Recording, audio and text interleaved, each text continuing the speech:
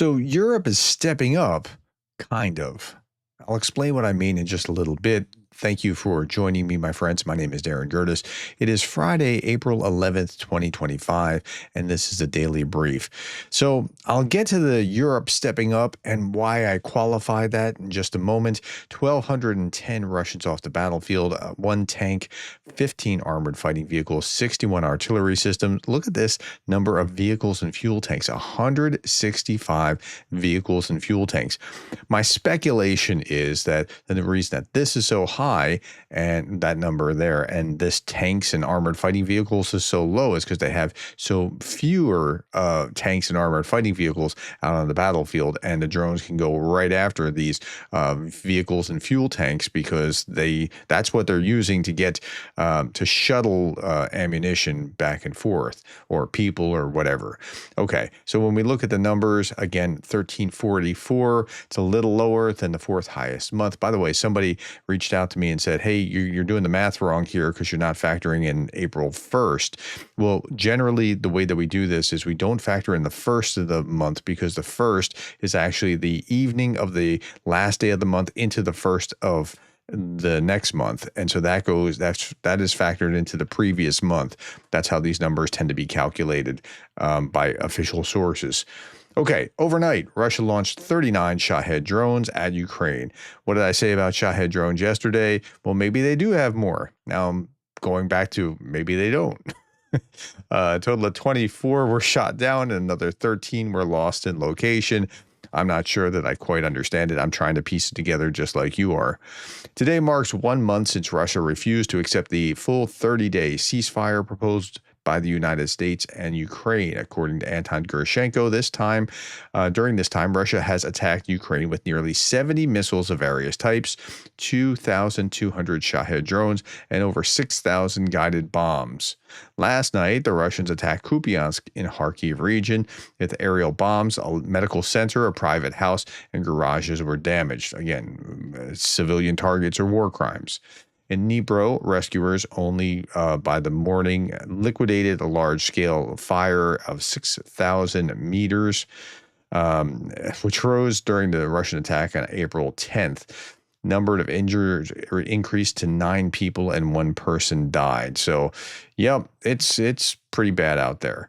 Okay, Associated Press has obtained evidence of execution of Ukraine soldiers in southern Ukraine. This scene was captured by 2 drones. So now we have evidence of war crimes captured on film, and there's plenty of evidence of war crimes. This is one of the reasons why we have to be careful about a ceasefire. The ceasefire has to be a just ceasefire, which accounts for these war crimes and actually allows us to prosecute the violators of the victims.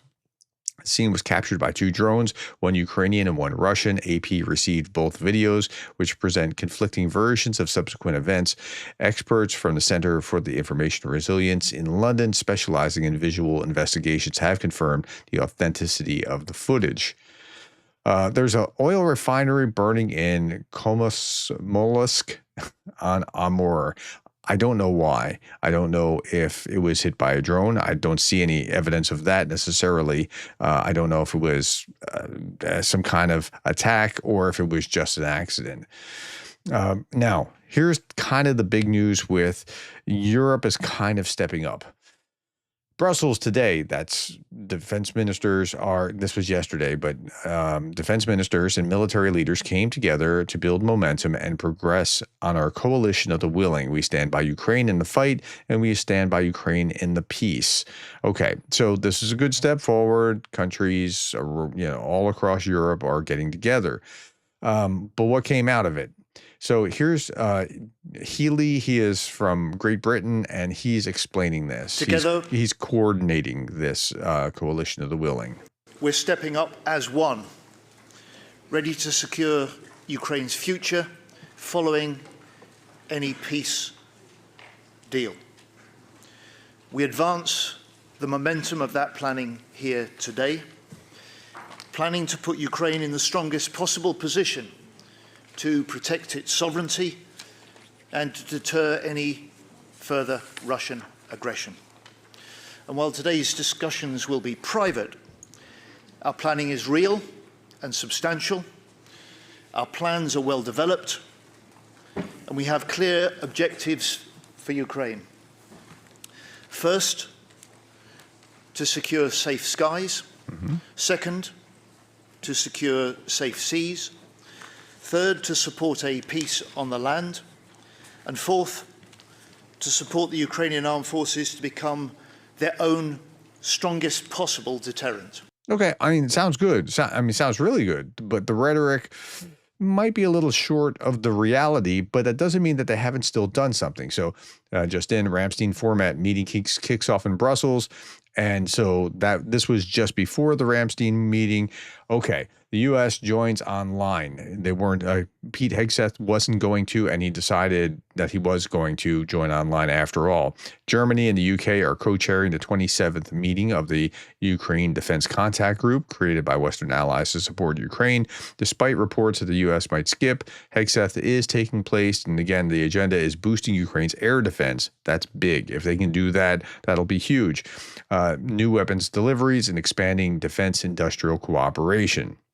So President Zelensky talked about this today. A new Ramstein meeting is taking place in Brussels. Our priority is air defense. Very important that our partners hear us. Ukrainians know how to be precise. We have already learned to shoot down a significant amount of Russian weapons of terror. We just need to address the shortage of air defense systems and make our sky protection stronger. Our partners can help with this and also speed up the implementation of all agreements reached earlier. Okay, so if they get that, that'll be huge. But what's happened so far has been maybe a little lackluster. Now, this is Kaya Kallas talking here. We've been in the time for 4 weeks now when Ukraine agreed to an unconditional ceasefire, and we've not seen any positive signs from Russia. Therefore, we really need to put pressure on Russia. Okay, that's true. But she also said this: the coalition of the willing still has no clarity on what the deterrent forces in Ukraine should be. Like, they can't seem to figure this out, and this is really important. If you get this right, a lot of other things go right. If you get this wrong, well, a lot of other things go wrong. Here's Gabrielis Landsbergis, former foreign minister of Lithuania. Imagine you're a Ukrainian defender on the front line and you hear about the outcome of the latest meeting of the coalition of the willing. For 3 years, you've been holding off Russian drones and meat waves, fearing for the safety of your loved ones back home, sheltering from missile strikes at night. And then you read the coalition's announcement after the recent meeting: planning will continue to move forward in the coming weeks. Planning? It's been 3 years. Only 6 out of 30 countries are even considering sending troops to Ukraine. And only France has clearly stated willingness to go ahead without first requesting Russia's blessing. You, the Ukrainian defender sitting in a trench near Pokrovsk, would probably want to ask the West to stop pretending, stop imitating progress when there is none. You probably be thinking in very colorful language, because at this point, it's getting extremely frustrating. Europe is clearly not ready to fight alongside Ukrainians, not ready to deter future Russian attacks, not ready to offer real security guarantees. Announcements of plans should not fool anybody anymore. But if we're not ready to send troops or equipment, a question arises: what are we ready for? Let's be willing to at least invest euros, if not blood. Now, if they do that, that's a big step forward. If they do that and invest in Ukrainian weaponry so the Ukrainians can fight, that's still not nothing. That's huge. Okay, we can easily spare a little of our luxury for braver people in the trenches who are actually willing to fight. With enough funding, maybe they can keep defending our lives until we finally come up with a plan of action, not just a plan of planning. We are losing the last remnants of our credibility in the hearts of the men and women fighting in the dirt and the chaos of Pokrovsk and Kursk and countless other hotspots on the continent's 1,400-mile-long border. Yep, I think that hit it. That's spot on. Jay in Kyiv, turn that knife a little bit. Imagine if Ukraine had allies as reliable as North Korea. Wow, how about that? Okay, let's turn our attention to the front lines, and then I'll come back to what was actually agreed to so far, because wasn't nothing. They did step up in some way. It's just they haven't quite figured out like what their next steps are, but they're still stepping up and providing this, that, and the other thing. And I'll tell you what those this, that, and the other thing are. In cross direction, Russian invaders led 42 assaults. There was an airstrike here by the Ukrainian Air Force, destroyed 2 buildings housing a Russian company command post and a security unit. Okay. Russia's latest military innovation, troops are now attacking in GAZ-69 Kozlik vehicles produced in the USSR from 1953 to 1973. How about that? The parade this year is going to be fascinating. Russia plans a major offensive to encircle Sumy. BBC is citing Ukraine's general staff. Moscow's goal is to create a buffer zone in Sumy region and threaten the regional center. And that's why Ukraine's across the border in Kursk and Belgorod to create a buffer zone about the Russians to keep them from doing this sort of thing. Bridget Brink, the U.S. ambassador to Ukraine, whom Zelensky accused during the Trump administration of being weak on Russia, is resigning from her post. Recently, with the attack on Kryvyi Rih, she failed to mention that it was a Russian attack. It was a horrible attack, but it was a Russian attack. I was questioning, like, why did they keep her around? But I guess maybe because she was soft enough in Trump's eyes to be there. I just don't know. I fear that the next one may be worse, but we just don't know. Okay, now for the good news. Norway is now officially part of the International Drone Coalition led by other countries, and together we are building a strong alliance to support Ukraine. So that drone coalition is building and gaining some momentum. Drone coalition is important. Drones are going to be the key. Netherlands is allocating $150 million to strengthen Ukraine's air defense, says its defense minister. So this is good. I mean, some things are positive. Joining the drone coalition or securing extra funding. Or here, Estonia is sending 10,000 rounds of 155 millimeter artillery and ammunition and 750,000 food rations to Ukraine, according to its defense minister. Germany is stepping up, but you got to be careful with how we're framing this here. Germany announced provision of $11 billion in further military support to Ukraine up to 2029.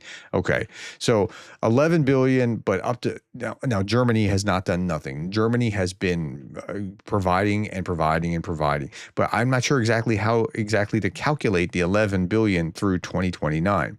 Yesterday in class, we were talking about a class project, and I was having them tell me some of the things that they were doing and what the return on investments were and things along those lines. And they're saying, yeah, you're going to have like $250,000 over 10 years. Well, just say 25,000. Like, it's a little awkward here. And I said politicians do this all the time when they want to hide something, but I'm not saying that they're trying to hide something here, but 11 billion by 2029, it's 2025. So divide the 11 by 4 roughly. I mean, it might not be evenly, but still okay. But nonetheless, they're providing Iris-T air defense system. That's great. Man pads and Leopard battle tanks and 30 Patriot guided missiles and what so on and so forth. Right.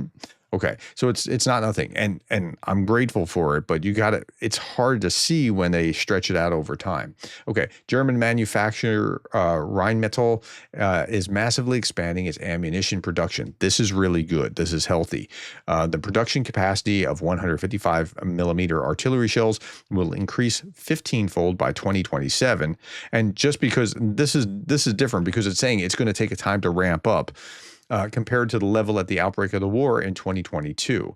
Production of 120 millimeter caliber ammunition for battle tanks will increase 4-fold. It's also noted that the new 155 millimeter ammunition factory, built in just 13 months, the first ammunition is expected to be produced as early as April to May of 2025. The factory will eventually manufacture some 200,000 artillery shells a year. Okay. That's not going to provide enough for Ukraine alone, let alone it's going to go to Germany as well because they're ramping up. But but it's progress. So I'm not going to look a gift horse in the mouth. That's good. And they need this time. You need the will to then generate the long-term funding for these kind of things to ramp up. Okay, this is the British Defense Ministry. We're stepping up for Ukraine. The UK has announced a new major package of support, including hundreds of thousands of more specialized drones. And then Britain is considering deploying troops to Ukraine for 5 years to help rebuild and train Kyiv's forces, and they'll do this with the French. And then again, back to the UK and Norway have teamed up to assemble a massive joint aid package for Ukraine worth 450 million pounds or 590 million US dollars. And that's good. By the way, Russia also has been in the drone race too, right? Russia's deploying a new X-shaped drone interceptor targeting Ukrainian UAVs. So they can knock them down out of the sky just like the Ukrainians can. And again, it's a horse race. Reminder for the invaders, the night is full of dark terrors. And here's one of the Ukrainian drones seen at night. Okay, I'm going to close with two or three things here. First, this comment by Jay in Kyiv, I showed you a few days ago, maybe almost a week ago. The EU is really good at planning meetings to discuss further meetings, to plan summits, at which meetings will be scheduled to decide dates for further meetings, but not so good at defending the continent as Russians continue to destroy Western civilization. But what a great quote. I mean, that seems to be where we are. But again, it's not nothing. They've stepped up, but it's been in a limited way because they don't know exactly what the next steps should be. Okay, and then I want to remind you, like, these Ukrainians on the front line, they're not just soldiers. They're somebody's sons, somebody's brothers or friends, right? Somebody's husbands or, in some case, wives, right? They answer the call, and now they stand between tyranny and peace. All right, I'll leave you with this. This is a metaphor. So you know what happens if you put Mentos in Coke? It boils over. Well, the dad's over here with Mentos, and there's some kind of a metaphor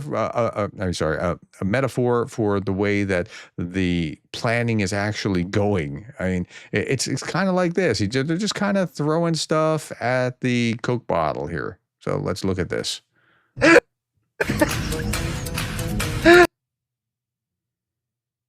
But this is what you need to do. Bam. All right, my friends. Thank you for your time. Thank you for the likes, the shares, the subscribes, the coffees. Thank you more than anything for being the kind of person that cares about Ukraine.